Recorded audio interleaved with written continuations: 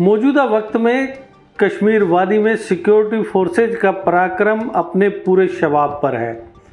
लगातार आतंकवादियों को मौत के घाट उतारा जा रहा है।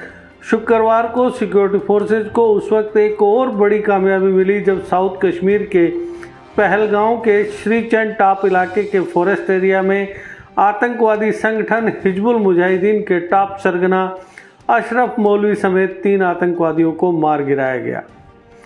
जम्मू कश्मीर, खासतौर पर कश्मीर वादी में हिजबुल मुजाहिदीन जैसा खूंखार आतंकवादी संगठन अब अपने खात्मे के कगार पर है। कभी घाटी में दहशत का दूसरा नाम कहलाने वाला हिजब अब वादी में अपना वजूद बचाने की जद्दोजहद कर रहा है। पहले चर्चा शुक्रवार के एनकाउंटर के बारे में।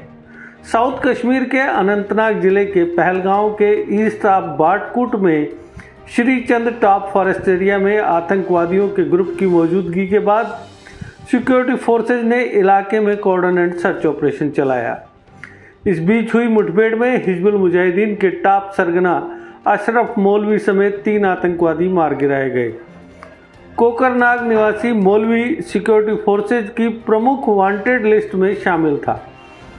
2013 में आतंकवादी संगठन में शामिल होने के बाद वह सिक्योरिटी फोर्सेज पर हमलों, नागरिकों पर अत्याचार समेत अन्य गतिविधियों में शामिल था। मारे गए आतंकवादियों के पास से भारी तादाद में हथियार और गोला बारूद भी बरामद किया गया। बताया जा रहा है कि मारे गए आतंकवादी अमरनाथ यात्रा पर बड़े हमले की साजिश को अंजाम देने के लिए इस इलाके में मौजूद थे। आतंकवादियों के अमरनाथ यात्रा रूट में होने की सूचना के बाद सिक्योरिटी फोर्सेज पूरे इलाके को खंगालने में जुट गए हैं। अब बात करते हैं हिजबुल मुजाहिदीन की मौजूदा हालत की। सिक्योरिटी फोर्सेज के प्री प्लान्ड ऑपरेशंस और आम लोगों द्वारा आतंकवाद से दूरी बनाने की वजह से हिजबुल मुजाहिदीन जैसा खूंखार आतंकवादी संगठन अब करीब करीब खात्मे के कगार पर जा पहुंचा है। कभी कश्मीर वादी में दहशत का पर्याय रहा यह संगठन अब वादी कश्मीर में अपना वजूद बचाने की जद्दोजहद कर रहा है। एक वक्त था जब हिजबुल के 5000 से ज़्यादा एक्टिव मिलिटेंट्स थे और अब हालत यह है कि इसे कैडर मिलना बेहद मुश्किल हो रहा है और एक्टिव मिलिटेंट्स की तादाद सिमट कर 50 के करीब ही रह गई है। एक वक्त था जब कश्मीर के हर इलाके में हिजबुल कैडर होता था। यहाँ तक कि गली मोहल्लों में भी हिजबुल कैडर मौजूद होता था। ये सिक्योरिटी फोर्सेज की बदली हुई रणनीति का ही नतीजा है कि इसे अब ना तो कैडर मिल रहा है और ना ही हिजब नेटवर्क की कमाल संभालने के लिए कोई कमांडर। फिलहाल अशरफ मौलवी इसका ऑपरेशनल चीफ कमांडर माना जाता था। हिजबुल का कैडर ज़्यादातर जमायत इस्लामी से ही आता रहा है, लेकिन 5 अगस्त 2019 के बाद जम्मू कश्मीर की बदली हुई फिजा में अलगाववादी और आतंकवादी समर्थक तत्वों पर सिक्योरिटी फोर्सेज और एडमिनिस्ट्रेशन का शिकंजा कसा तो हिजबुल को भी आतंकवादी नहीं मिले।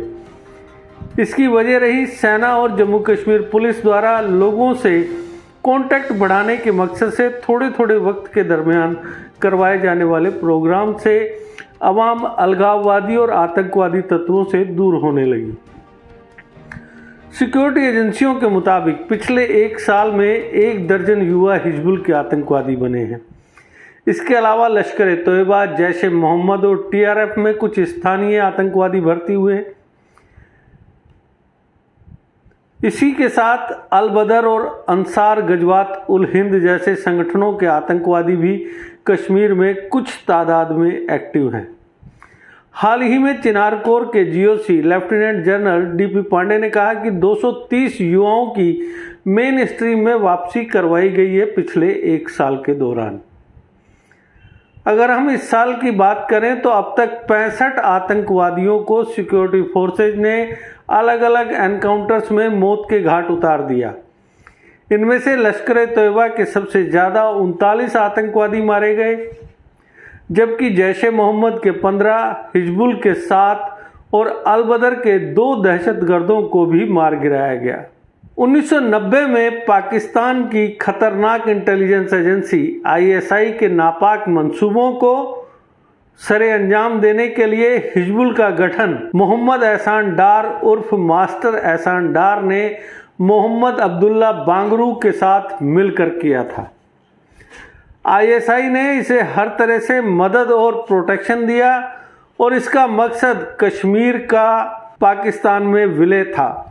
हिजबुल का प्रमुख कमांडर बड़गांव का रहने वाला मोहम्मद यूसुफ शाह उर्फ सैयद सलाउद्दीन ज़्यादातर गुलाम कश्मीर में ही रहता है, जबकि उसका डिप्टी गुलाम नबी खान उर्फ आमिर खान पहलगाम इलाके के गांव का निवासी है। सिक्योरिटी फोर्सेज की सख्ती और सभी प्रमुख आतंकवादियों के मारे जाने से हिजबुल अब खत्म होने की कगार पर तक जा पहुंचा है।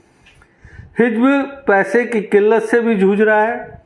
इसके अलावा हथियारों की सप्लाई लाइन भी सिक्योरिटी फोर्सेज के दबाव की वजह से बंद हो चुकी है। इस बारे में सीनियर पुलिस ऑफिसर्स का कहना है कि मौजूदा वक्त में हिजबुल पूरी तरह से ISI के अधीन है। सिक्योरिटी फोर्सेज ने वादी में हिजबुल नेटवर्क पूरी तरह बर्बाद करके रख दिया है।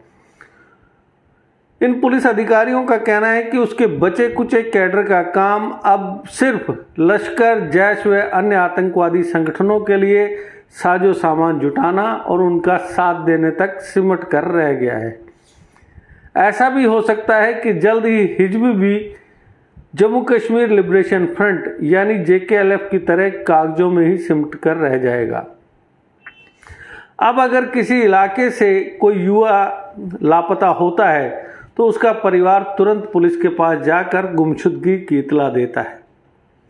इसके साथ ही कश्मीर में हिजबुल नेटवर्क फिर से संभालने के लिए कोई बड़ा कमांडर भी मौजूद नहीं है। शुक्रवार को मारे गए अशरफ मौलवी का एक हाथ पहले ही बेकार हो चुका था और वह खुद जान बचाने के लिए मारा फिर रहा था। वहीं हिजबुल के स्लीपर सेल, ओवरग्राउंड वर्कर भी बिल्कुल भी एक्टिव नहीं है।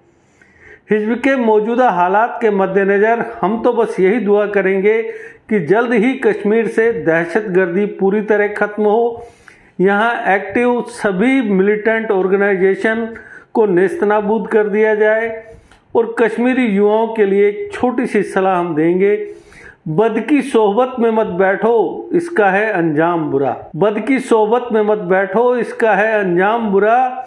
बद न बने तो बद कहलाए, बद अच्छा बदनाम बुरा। GK अपडेट रहे हमारे साथ। अगर आप ये वीडियो YouTube पर देख रहे हैं तो हमारे YouTube चैनल को सब्सक्राइब करें और बेल आइकन को क्लिक करें। अगर आप ये वीडियो Facebook पर देख रहे हैं तो हमारा Facebook पेज लाइक जरूर करें।